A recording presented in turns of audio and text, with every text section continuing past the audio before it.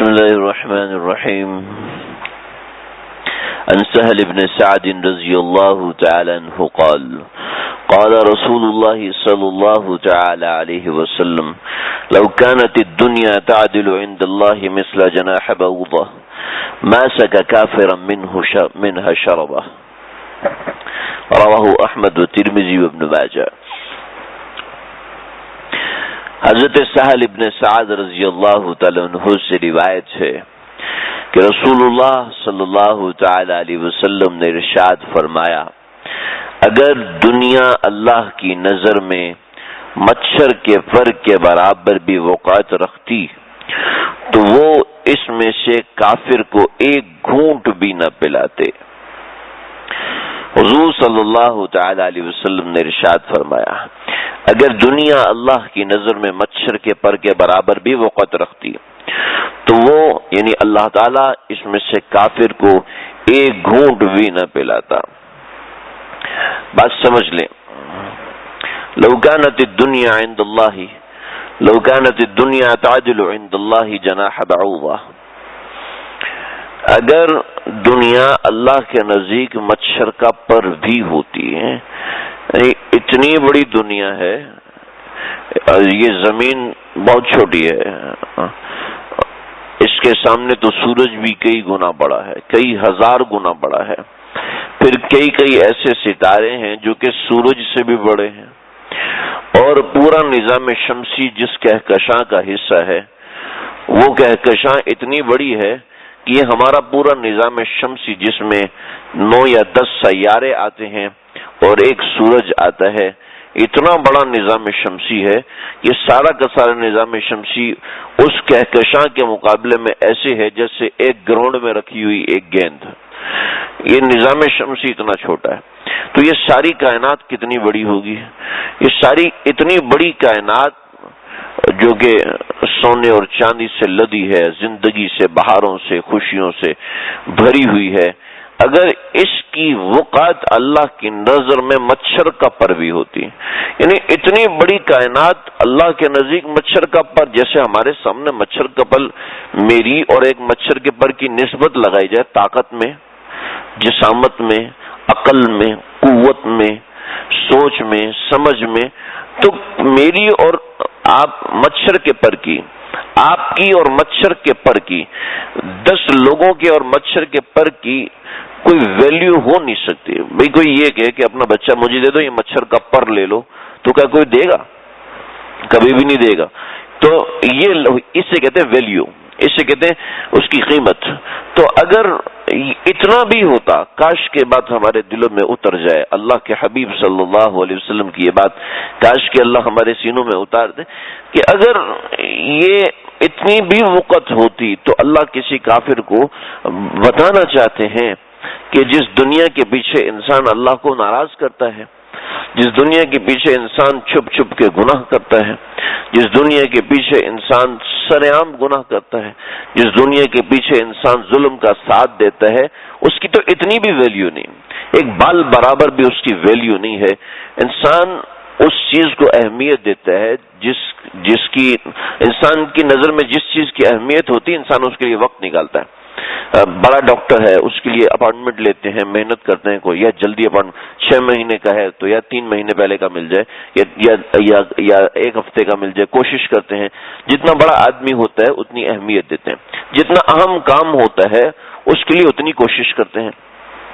یہ ہر آدمی کے ذمہ ہے، کوئی شخص کسی شخص کے ماں باپ ہیں، بہن بھائی ہیں، وہ سب ہیں، لیکن وہ نوکری پہ جاتا ہے۔ کیوں جاتا ہے؟ جی نوکری کی اہمیت ہے، اپنے نومولود بچے کو چھوڑ کے جاتا ہے، اپنے گھر کے اندر خوشیوں کو چھوڑ کے نوکری پہ جاتا ہے۔ کیوں جاتے ہیں؟ کہ اس کی نظر میں اس کی اہمیت ہے۔ انسان کی نظر میں جس چیز کی جتنی اہمیت ہوتی ہے اس کے لیے اتنا وقت نکالتا ہے۔ اور بعض ہمارے زندگی میں ایسے لوگ بھی ہوتے ہیں ہم ان کی پرواہ نہیں ہوتی، اس لیے کہ ہماری نظر میں ان کی اہمیت نہیں ہے۔ ہماری نظر میں ان کی اہمیت اور ضرورت اپنی جگہ پر ہے، ان کے اپنے گھروں میں، ان کے اپنی نوکری میں، ان کے اپنے کاموں میں ہے، لیکن ہماری زندگی میں نہیں ہے، اس لیے ہم ان کو ترجیح نہیں دیتے۔ لیکن جن کی اہمیت ہماری زندگی میں ہے اس کے لیے محنت کرتے ہیں۔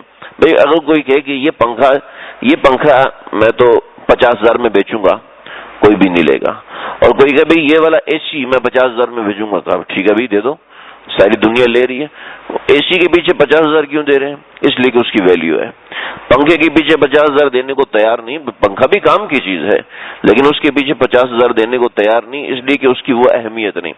یہ انسانی عقل کا تقاضا ہے کہ جس چیز کی جو اہمیت ہوتی ہے اس کو اتنی ہی اہمیت دی جاتی ہے. اللہ کے نبی صلی اللہ علیہ وسلم دنیا کی اہمیت ہماری نظر میں گھٹانا چاہ رہے ہیں اور بتانا چاہ رہے ہیں کہ اللہ کی نظر میں دنیا کی کوئی اہمیت نہیں، لہذا تمہاری نظر میں بھی کوئی اہمیت نہیں ہونی چاہیے. اب سمجھ لیں اہمیت سے کون سی دنیا مراد ہے. ضروری اسباب یہ اہمیت ہے، اللہ کی نظر میں اس کی اہمیت ہے. جو جائز ضروریات اللہ کی نظر میں اس کی اہمیت ہے.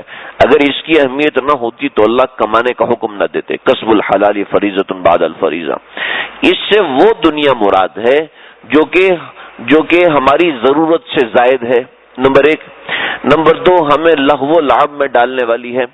نمبر 3 کوئی بھی ایسی چیز جو کہ گناہ والی ہو اس کو دنیا کہتے ہیں.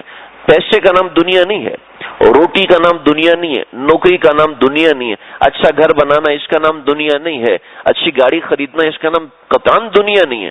اگر اس کا نام دنیا ہوتا تو اس میں زکوٰۃ فرض کیوں ہوتی؟ اس کا نام دنیا ہم سمجھنے کے لیے اس کو کہہ دیتے ہیں یہ دنیا ہے. گھر بار، بیوی بچے، محبت کے رشتے، محبت کے تعلقات، یہ قطعاً دنیا نہیں ہے. دنیا کیا ہے؟ دنیا یہ ہے کہ ہماری خواہشات جو کہ ضروریات سے بڑھ کر ہوں، ان خواہشات کا نام دنیا ہے. یہ وہ خواہشات جو کہ اللہ نے حرام قرار دی ہیں، وہ خواہشات اپنے سر پہ سوار کر لینا، ان کا نام دنیا ہے. بس یہ دو، سونے کا نام، چاندی کا نام، زیور کا نام، اس کا نام دنیا نہیں ہے. ہاں، اس کی محبت میں پڑ جانے کا نام دنیا ہے. اس کی محبت میں، اس کے پیچھے حرام کمانے کا نام دنیا. اس کے لیے حلال کمانے کا نام دنیا نہیں ہے. اس کے لیے حلال کمانے کا نام دین ہے.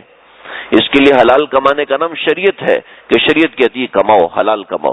لہذا سمجھ لیں کہ دنیا اس چیز کا نام ہے. ہاں، جو جائز دنیا ہے، کمانے کا حکم دیا گیا ہے اور رکھنے کا حکم دیا گیا ہے. حدیث میں آتا ہے نبی صلی اللہ علیہ وسلم کے پاس صحابی بیمار تھے تو کہنے لگے یا رسول اللہ میں سارا مال صدقہ کرنا چاہتا ہوں. فرمایا کہ اپنی اولاد کے لیے مال چھوڑ کے مرو، اپنی اولاد کے لیے پیسہ چھوڑ کے مرو تاکہ وہ کل تمہارے لیے دعا کرے. ایسا نہیں کہ سب تم نے صدقہ کر دیا اور اولاد پیچھے تمہیں بد دعائیں دیتی رہے.